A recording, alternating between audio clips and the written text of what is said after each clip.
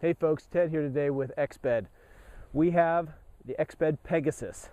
Pegasus is a 4-person geodesic expedition mountaineering dome, base camp style tent. It is a bomb shelter for heavy conditions. If you're trying to load a whole bunch of people into a tent, have a base camp location to work with, that's the tent you want to take with us. And we're going to walk you through some of the features that are on the Pegasus today. I said it was a geodesic dome. What makes this geodesic dome stand out from all the rest of the tents that are on the market is the fact that this is an exoskeleton tent where all of the poles are in the fly.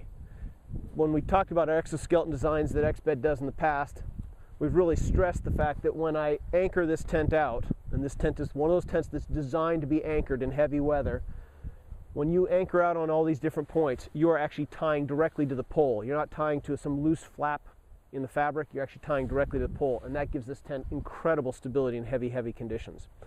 Now, this particular Pegasus is equipped with snow flaps on the side. You'll see them all the way around the perimeter that you can either use in this case, loaded with snow to help anchor it down. Obviously, you're going to want to do other anchoring also on top of it, but this allows you to keep the spindrift from flying up underneath the fly. Or if you're using it in conditions that aren't quite as extreme, you can actually take this, roll it up, and you'll notice that there are these tie-outs that allow you to actually tie this up into place, so you don't have to have these dangling out when you're not in snowy conditions. So it's definitely designed to be anchored out and loaded up in heavy snow conditions. As a 4-person tent, it's set up so that you can enter both through the large hooped vestibule on the front side or for quick access on the back side. I'm going to show you this vestibule that we've got over here. This is a stakeout vestibule. When I open it up, it's obviously with all the storm flapping you've got going on there, really helps to minimize the amount of icing you might get on the zipper. This can roll back and you've got a huge port. We'll show this to you from the inside a little later on, but you can see what kind of vestibule space, ideal for quick, easy entry right into the core of the tent. Also, while we're on this particular side, I also want to show you all of the venting that's available. When you get a big geodesic dome where the fly wraps around, ventilation is going to be really critical on the inside. You notice all the various eyelids all the way around the top of the tent that allow you the high point ventilation in the tent. It's really important. In each case, you've got to stay, and if the weather's really bad and the spindrift's blowing, you anchor it down like so to get a nice clean fit, or open it up, lock it down. And as with all Exped tents, this pole right here also works as a double backup mechanism for repairing a broken pole in high winds if you were to get something like that. All of the mesh that's in here, I don't know if you can see this if I stretch it out, all of the mesh panels that are in here are backed up with a zipper so that when you're on the inside you can reach from the inner tent all the way through to either open the eyelid to deploy it or to drop it down when the conditions are heavy like that.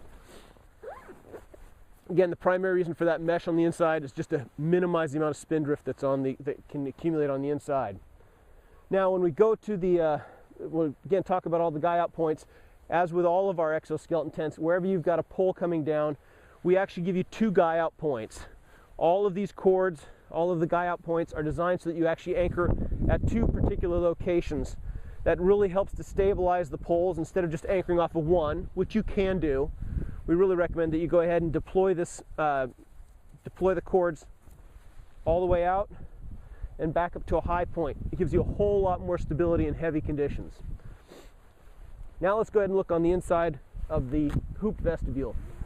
Hooped vestibule, with these tents right here, you can take this, there's a door on this side and a door on this side, so you can go either way, or you can pull the whole thing away and just tie out on the top if you want to. But on the inside of the vestibule, there's a mesh pocket, and that mesh pocket is designed so you can go ahead and just take the whole door and shove it right on the inside here, stow it away nicely. I could do the same thing on the other side, and then I would have really easy open and high ventilation. When I slip into the tent,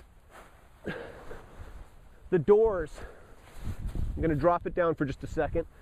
The zipper doors come up all the way around and anchor from the top. And again, if I take this whole wad, I can just take it and stuff it up into the mesh pocketing that's right up on the top, get it out of the way. It's a big door. You can get 2 people sitting side by side in here, no problem whatsoever. Lots of space. And as you can see, kind of panning back into the tent, you'll see there's a load of space on the inside here, ideal for 2 four mats very easily. You could probably, in really desperate situations, cram a fifth person into here, but 4 medium-sized mats fit really, really well. When I roll back into the tent, we have an internal attic, and designed for many days with lots of people in the tent, you've got pocketing all the way around the perimeter on either side of the tent. So loads of storage, and also, as you're panning over here, little internal guy points that allow you to go ahead and run cords up and down those sides. You can hang stuff there to dry, or you can use it as an inner tensioning device.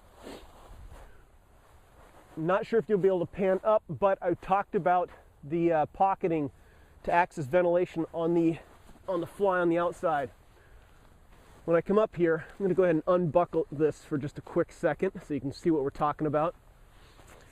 All of the venting on the outer fly is accessible from the inside right here. We can go ahead and open up all of this so I get plenty of ventilation, easy to work with all the way through.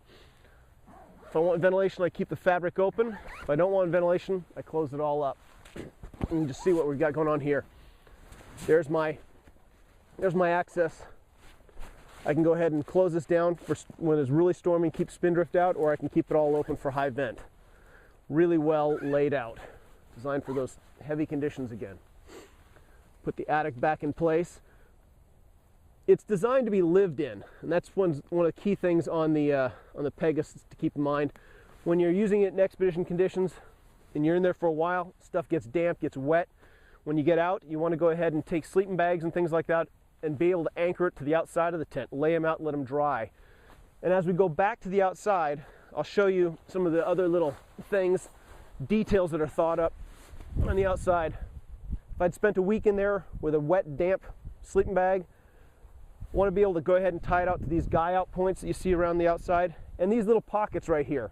Take them off if you don't want them, or go ahead and thread sleeping bags or jackets on the outside, gloves, mittens, and stuff like that. It all keeps it anchored and allows this big solar collector to dry out all your sleeping bag and other accessories that you've got with you.